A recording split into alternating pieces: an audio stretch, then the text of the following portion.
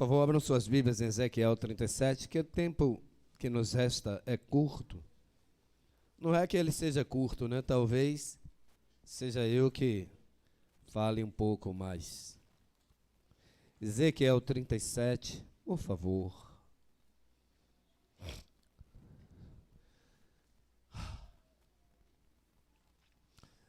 Enquanto vocês estão abrindo, deixe eu passar algo que eu creio que Deus está passando ao meu coração.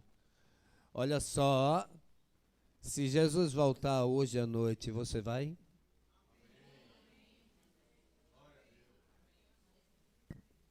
Eu espero que a quem o Senhor mandou eu fazer essa pergunta, desperte hoje. Desperte hoje. E não viva sob esse temor ou sobre esse medo. Não. Mas acorde. Acorde, porque essa vida que você está levando não está agradando a Deus, não. Não está agradando ao Senhor. Você está vivendo para você mesmo, para os seus deleites, para aquilo que tem agradado a sua carne. E os olhos do Senhor estão em todos os lugares. Eles não estão só aqui. Às vezes você deixa de cear porque não se consertou ainda, entendendo que, não, para um mês eu me conserto e vou cear. Se isso fosse verdade, você teria ceado hoje porque você teria consertado ontem. Então, cuidado, viu? Cuidado. Muitos se perderam por esse caminho. Ezequiel 37, todos encontraram?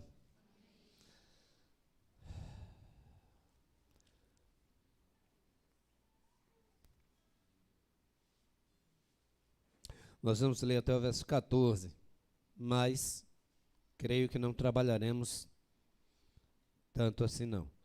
Veio sobre mim a mão do Senhor, e o Senhor me levou em espírito, e me pôs no meio de um vale que estava cheio de ossos, e me fez andar ao redor deles. E eis que eram muito numerosos sobre a face do vale, e estavam sequíssimos. E me disse: filho do homem, poderão viver esses ossos? E eu disse: Senhor Jeová, tu sabes. Então me disse: profetiza sobre esses ossos e dize-lhes: ossos secos, ouvi a palavra do Senhor. Assim diz o Senhor Jeová a esses ossos: eis que farei entrar em vós o espírito, e vivereis. E porei nervos sobre vós, e farei crescer carne sobre vós, e sobre vós estenderei pele. E porei em vós o espírito, e vivereis, e sabereis que eu sou o Senhor. Então profetizei como se me deu ordem, e houve um ruído enquanto eu profetizava. E eis que se fez um rebuliço, e os ossos se juntaram, cada osso ao seu osso. E olhei, e eis que vieram nervos sobre eles, e cresceu a carne, e estendeu-se a pele sobre eles por cima, mas não havia neles espírito. E ele me disse: profetiza o espírito, profetiza, ó filho do homem, e dize ao espírito: assim diz o Senhor Jeová, vem dos quatro ventos, ó espírito, e assopra sobre estes mortos, para que vivam.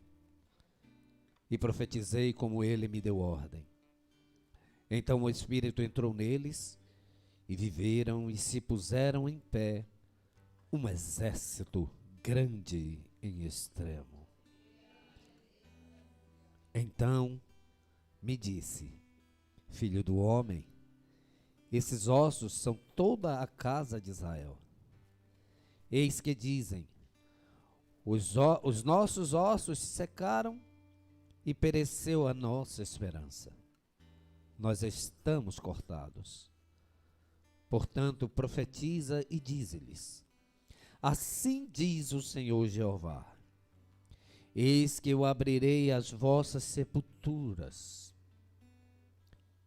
Aleluia.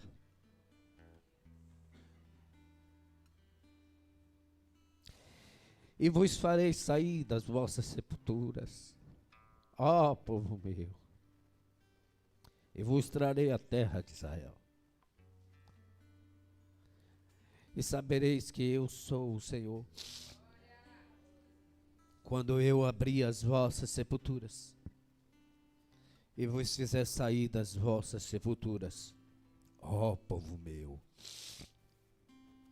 E porei em vós o meu espírito, e vivereis, e vos porei na vossa terra, e sabereis que eu, o Senhor, disse isso e o fiz, diz o Senhor.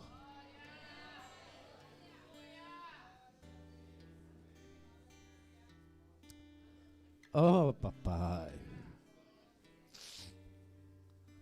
tu és grande, Senhor. Todo poder emana da tua mão. Toda ordem que sai da tua boca não volta sem se cumprir o propósito para o qual ela foi lançada. Te louvamos, Pai. Fala conosco.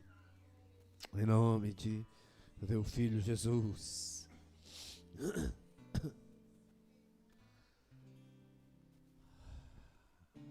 Qual é o contexto desse capítulo? Israel está cativo na Babilônia já há anos, quando Ezequiel traz essa profecia, ou estas profecias, porque do versículo 15 em diante vai ter um desdobramento a mais nesta profecia. Um capítulo antes, ali já uma profecia que aponta para o retorno de Israel para Jerusalém. O Senhor já havia dito que os traria de volta. Mas nesse momento eles ainda estão lá. Eles estão há anos já na Babilônia. Ezequiel também estava lá. O povo estava sem esperança. O povo já estava há tanto tempo no opróbrio que já não havia mais ânimo no ser de cada um deles. É nesse contexto, nessa situação, nessas circunstâncias que Deus leva Ezequiel através de uma visão para dizer para ele, para mostrar para ele o que ele faria, para que Ezequiel profetizasse sobre Israel. É uma situação um pouco que estranha a visão que Ezequiel tem. E Deus usa nessa visão figuras para representar, para mostrar a Ezequiel o que ele queria dizer. Ele usa ossos, e ossos sequíssimos, um verdadeiro exército de pessoas mortas em um vale, para mostrar a Ezequiel o que estava acontecendo com o seu povo. Mas não somente o que estava acontecendo, mas o que ele faria. E dentro desse texto, observando a figura que Deus usa, a figura dos ossos secos, eu meditando na palavra, vi ali representações, figuras no texto que lemos, que trazem para a nossa vida lições que eu acho por demais importante e, portanto, gostaria de compartilhar com vocês.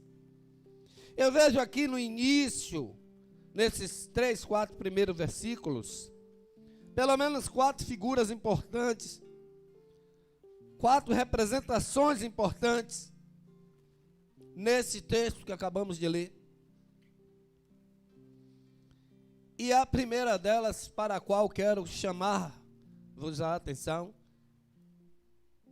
é o vale.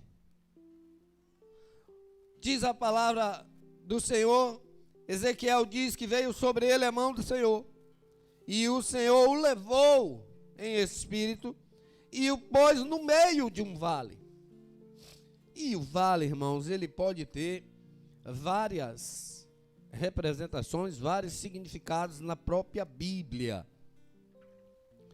Nós temos ali no livro de 2 Crônicas, no livro de 2 Crônicas, que meditamos há poucos dias sobre esse capítulo 20 de Crônicas. Nós temos ali um vale chamado Baraca, um vale aonde Deus dá ao seu povo, ao seu rei, uma grande vitória.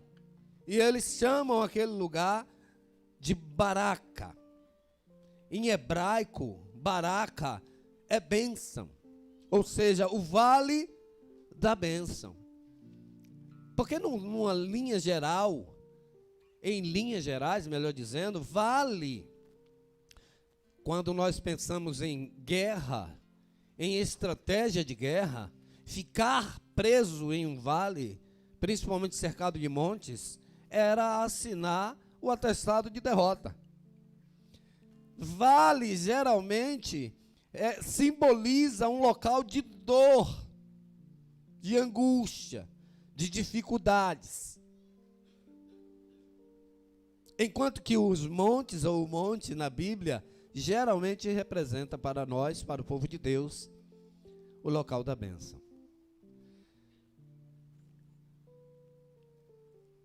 Ali em 2 Crônicas, capítulo 20, versículo 26, está escrito: e ao 4º dia se ajuntaram no vale de Baraca, pois ali louvaram ao Senhor. Por isso chamaram aquele lugar Vale de Baraca até o dia de hoje. Irmãos, a semelhança de Israel, que estava em cativeiro já durante um longo tempo, e eu sei que eu não sou aqui filho único dessa situação, sei que tem mais irmãos que comungam dessa situação de dificuldades pouco longínquas, vamos dizer assim, que insistem em permanecer. Tem gente que vem lutando já há anos, traçando suas guerras, suas estratégias, vence uma batalha, perde outra, mas é como se estivéssemos cercados por montes que nos sufocam,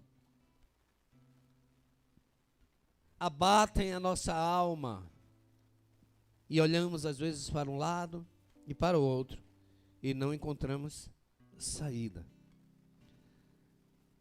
Mas Deus tem nos mostrado que muitas vezes Ele nos conduz ao vale, como conduziu o profeta.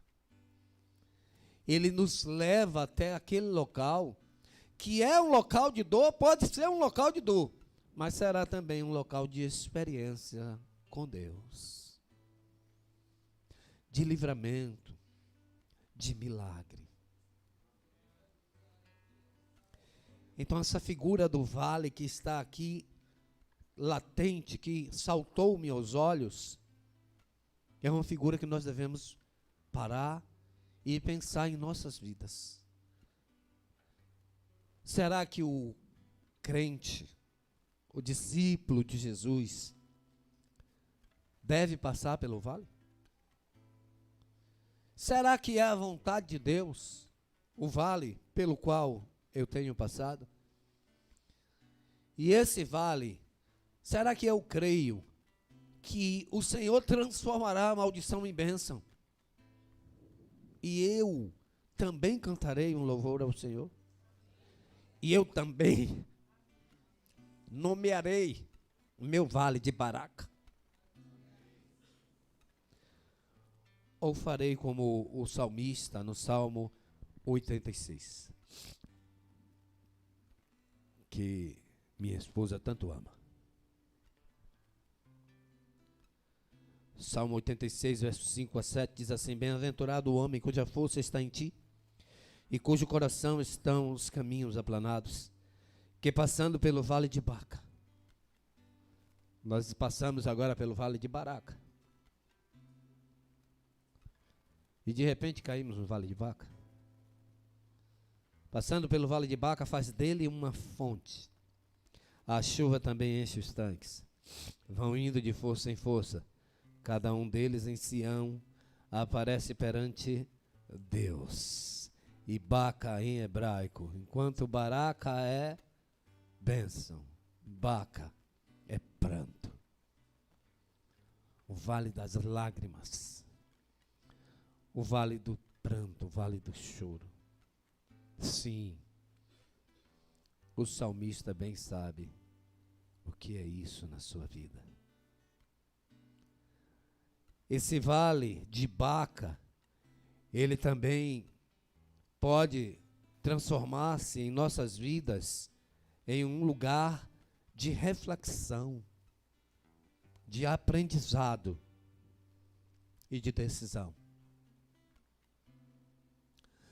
Ô meu filho, bote aí por favor Joel capítulo 3, verso 14, para que a igreja leia junto comigo esse versículo. Eu poderia citá-lo, já está aqui, mas eu acho que esse é um momento importante para que nós possamos parar e ler juntos. Existe nesse texto a figura do vale.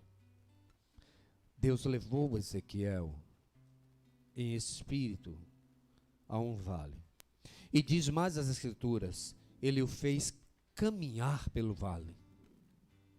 Andar no meio dos ossos secos que estavam ali. Vocês podem ler comigo? Multidões, multidões no vale.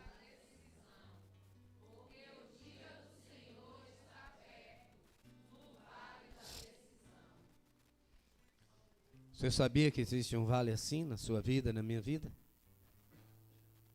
Nossa vida é marcada pelas decisões que tomamos, irmãos.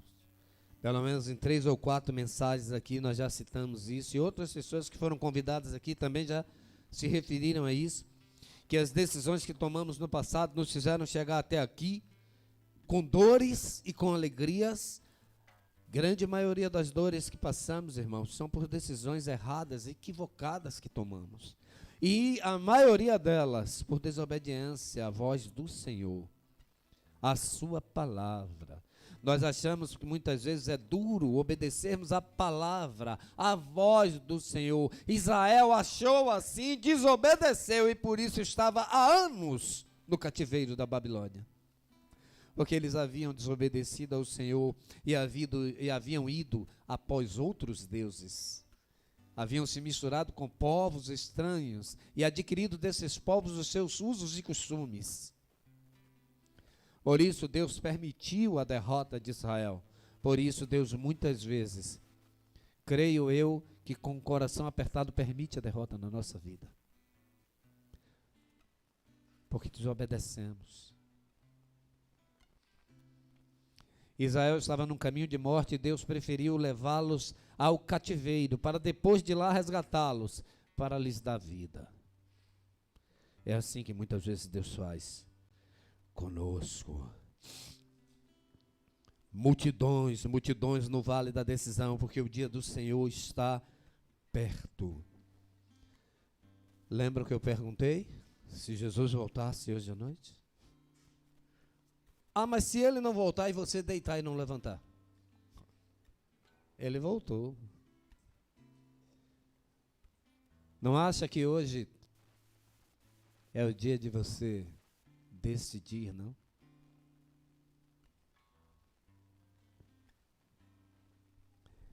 Versículo 10 de Ezequiel 37 que lemos, diz assim: e profetizei como ele me deu ordem. Então o Espírito entrou neles, e viveram e se puseram em pé um exército, hein? Grande, enorme, extremo. E o que é que você decide nessa noite? Ficar como um morto, sem esperança, ou deixar o Espírito entrar na sua vida, te ressuscitar, te reerguer, te levantar e fazer de você parte de um grande exército, o exército do Deus vivo. Mas há outras representações ali importantes, e nós falamos do vale, e agora vamos falar um pouco dos ossos. Ossos secos. Ossos representam morte, é claro. Ossos secos, alguém que morreu há tempo, muito tempo, anos, e sequíssimos. Hein? Muitíssimos anos. Olha, queridos, o versículo 11 de Ezequiel 37, lemos o 10, o 11 diz assim: então me disse, filho do homem, esses ossos são toda a casa de Israel. Eis que dizem, os nossos ossos se secaram, e pereceu a nossa esperança. Nós estamos cortados. Deus está mostrando a Ezequiel a figura de ossos representando a vida espiritual de Israel e o que eles mesmos declaravam de si. Não há mais esperança para nós. Talvez aqui hoje alguns estejam sentindo-se assim, em sequidão de espírito, em sequidão de relacionamento para com o Pai, em sequidão de vida espiritual. A alegria talvez tenha sido furtada da sua alma, do seu coração. Mas o Deus que criou, lembra? Quando Deus criou Adão, criou Eva. Deus formou Adão do pó da terra. Estava lá o homem inerte. Ele estava lá, mas não tinha nele vida. E o Senhor,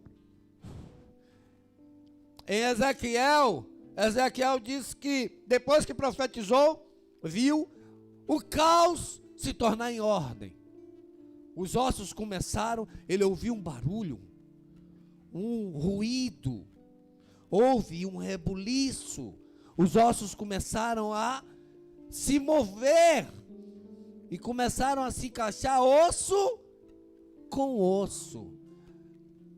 O antebraço não se ligou à perna, não, cada osso em ordem se ligou ao seu osso.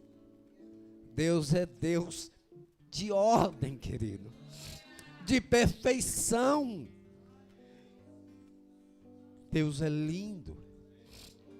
Mas depois que os ossos estavam lá, o esqueleto formado de novo, Ezequiel disse que vê os tendões vindo. E olha, eles se ligaram também um ao outro de forma perfeita. E quem conhece aí um pouco da anatomia, sabe que são milhares e milhares de fichos de um negócio desse. Só o Senhor. Mas aí não estava completo. A pele vem revestir aquele corpo. E agora já começa a tomar forma. Estão lá, mas não há neles. E Deus diz, profetiza. Queridos, isso me diz que muitas vezes a igreja está como um processo não terminado. Os ossos até se ligaram. Até há tendões. Até uma certa beleza a pele veio e recobriu. Quem olha diz, não, é um homem, é uma mulher. Dá para reconhecer. Mas ainda sem vida. Porque, irmãos, aquele que tem o Espírito de Deus brilha. Brilha porque é luz. E ele disse, profetiza, diz ao Espírito que venha. Aleluia. E o Espírito vem. E quando o Espírito vem, a vida vem. A vida vem. Mas há uma outra figura nesse contexto. Ela é o profeta. Os ossos estão representando Israel. Vamos dizer que o profeta está nos representando. Você é homem de Deus, mulher de Deus?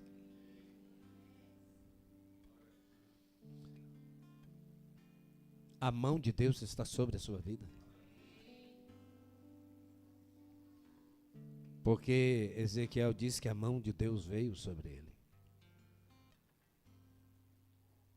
E só há movimento no homem e na mulher de Deus quando a mão de Deus vem. É Deus quem tem que nos levar. É Deus quem tem que nos conduzir. Quando isso acontece, o culto pode até não ser, num dia ou outro, do seu agrado. Você pode até não gostar das músicas que foram cantadas, da atitude de alguém com você. Mas é Deus quem está conduzindo. Ezequiel certamente não achou linda a visão que ele estava tendo. Provavelmente não achou bom caminhar por um vale de ossos secos. Mas era a mão de Deus. E Ezequiel, irmãos, diferente de nós que lemos o texto e já conhecemos o final, ele não sabia o que iria surgir daquele vale, o que iria surgir daqueles ossos. E Deus faz uma pergunta para ele: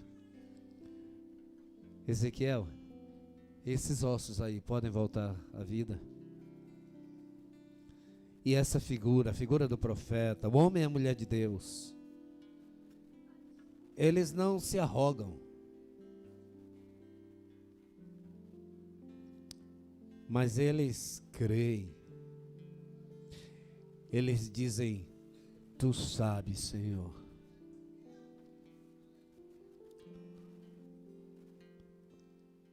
Gilcélio, eu vou te curar do câncer. Tu sabes, Senhor. Tu sabes. Tu sabes. Sabe, irmão, Lucas 4, versículo 1, diz que Jesus, cheio do Espírito Santo, voltou ao Jordão e foi levado pelo Espírito ao deserto. Aonde o Espírito Santo levou Jesus? Ao deserto.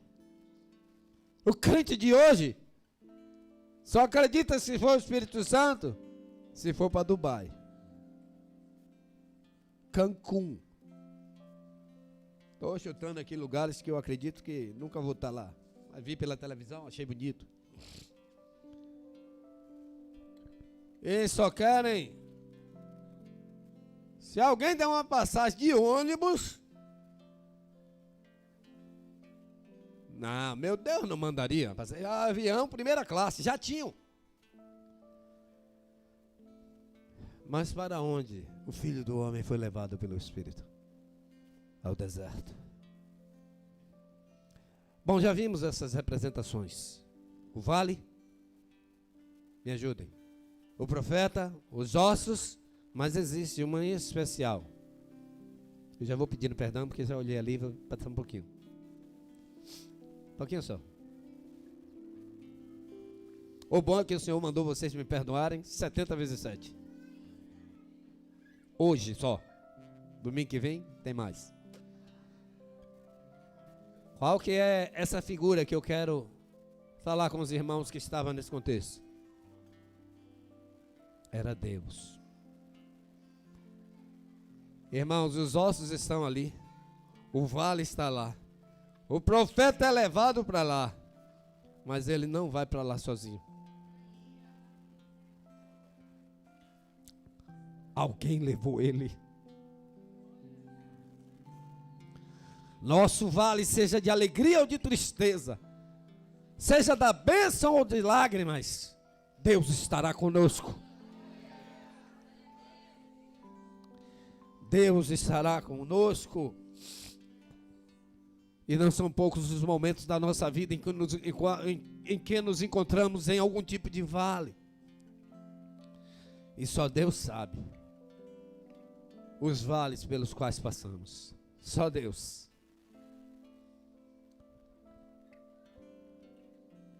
Olha, querido. Mas o Deus que levou Ezequiel para o vale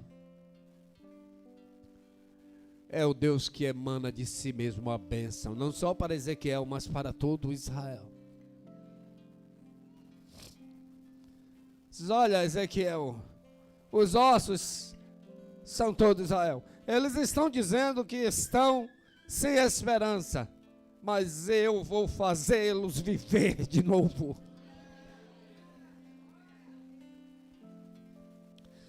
O salmista no Salmo 128, versículo 5, ele diz assim: o Senhor te abençoará desde Sião, e tu verás o bem de Jerusalém em todos os dias da sua vida. Tem vale, mas tem monte também na nossa vida. Isaías 2, verso 3, diz assim: irão muitos povos e dirão: vinde, subamos ao monte do Senhor, à casa do Deus de Jacó, para que nos ensine os seus caminhos e andemos em suas veredas, porque de Sião sairá a lei e de Jerusalém a palavra do Senhor. Salmo 133, versos 1 a 3, diz assim: ó, quão bom e quão suave é que os irmãos vivam em união.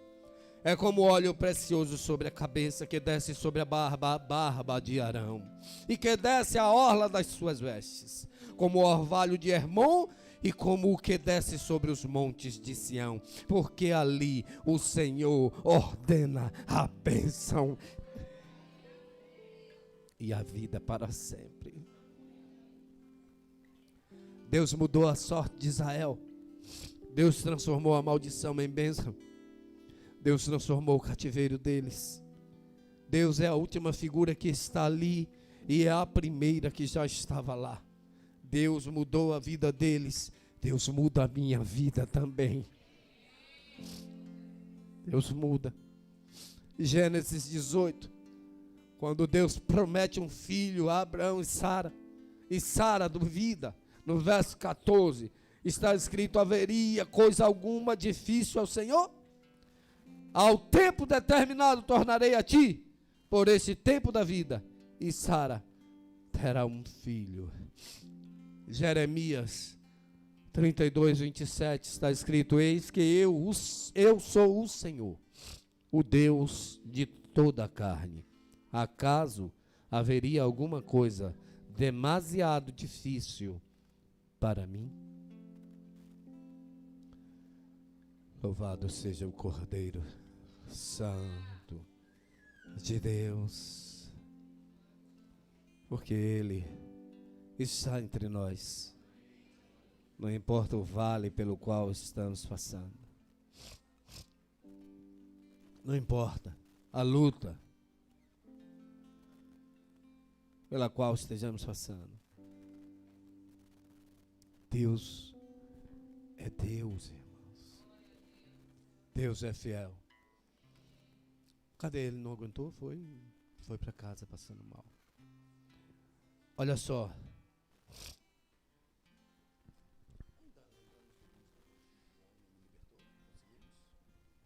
Vamos ficar de pé em nome de Jesus.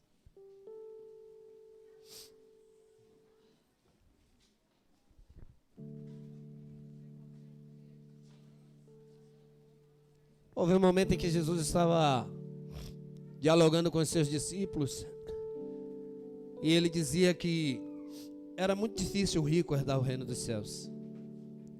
E os discípulos disseram para ele: Senhor, quem poderá se salvar dessa forma?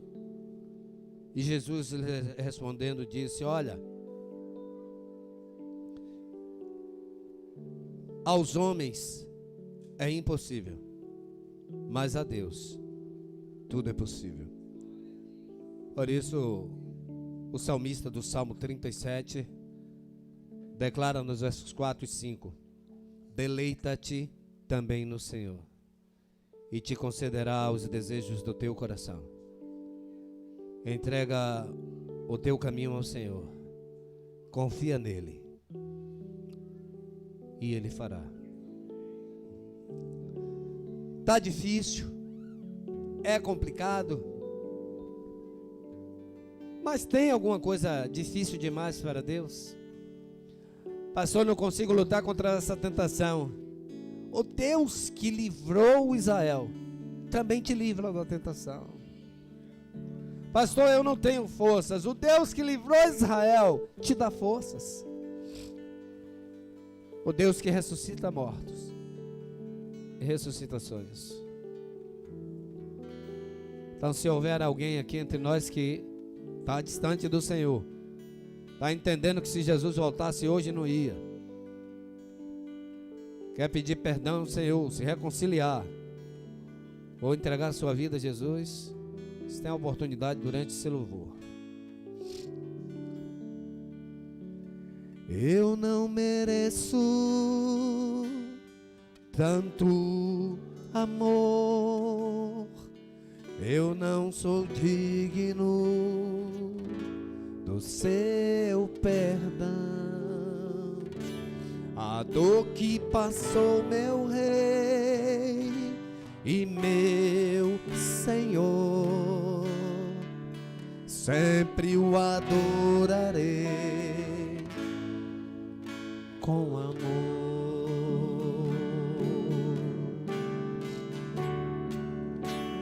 O Filho do Homem me libertou verdadeiramente,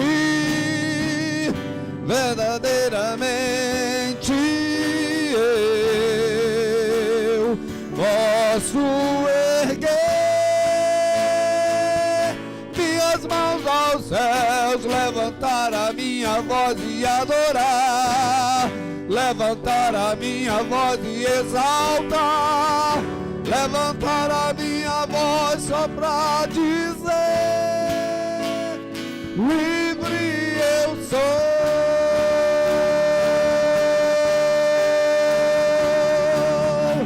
O Filho do Homem me libertou verdadeiramente, verdadeiramente eu posso erguer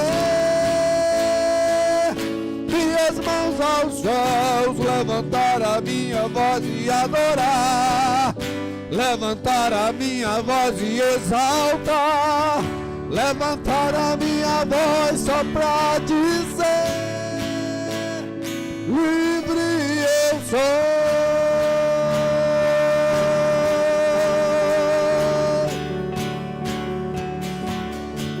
Pra te adorar, pra te adorar, pra te adorar, pra te adorar, eu sou livre, Senhor, sou livre. Pra te adorar, pra te adorar, pra te adorar, pra te adorar, eu sou livre, Senhor, sou livre.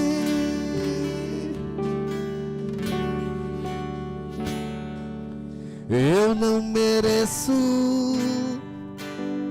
tanto amor, eu não sou digno do seu perdão.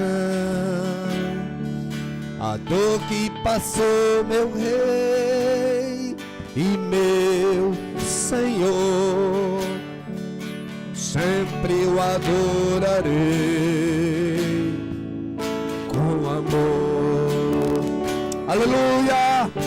Glória ao Filho do Homem, o Filho do Homem me libertou verdadeiramente,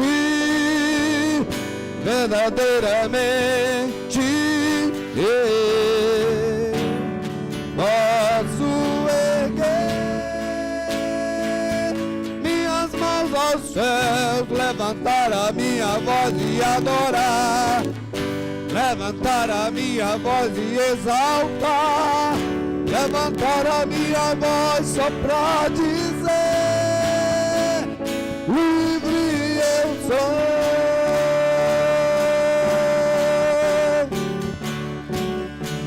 O Filho do Homem me libertou verdadeiramente, verdadeiramente. Posso erguer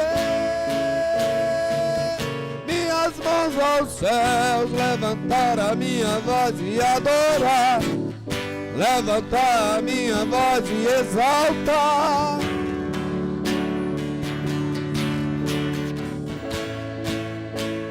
livre eu sou.